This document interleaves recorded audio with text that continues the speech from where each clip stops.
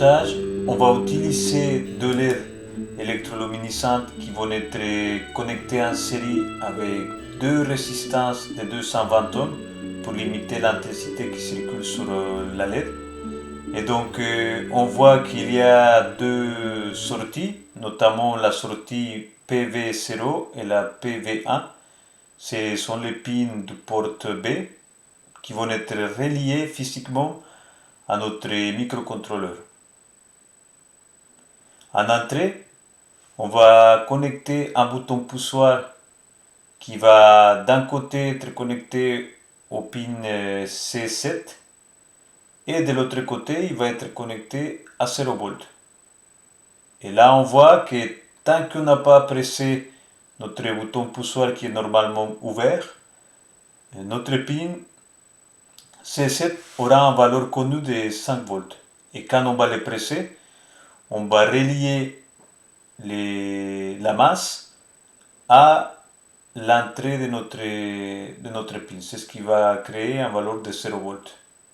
On va relier à ce moment-là la valeur de 0 au pin. Et on a l'alimentation toujours directement au bornier d'alimentation de notre Atmega.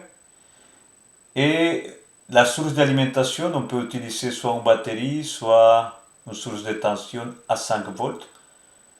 Et donc le tout va être assemblé sur une platine de prototypage.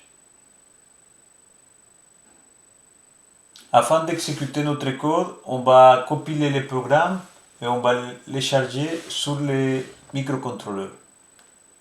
Et une fois cela fait, on peut regarder à chaque fois qu'on appuie sur notre bouton poussoir, on est en train de vérifier la condition de l'état du pin C7.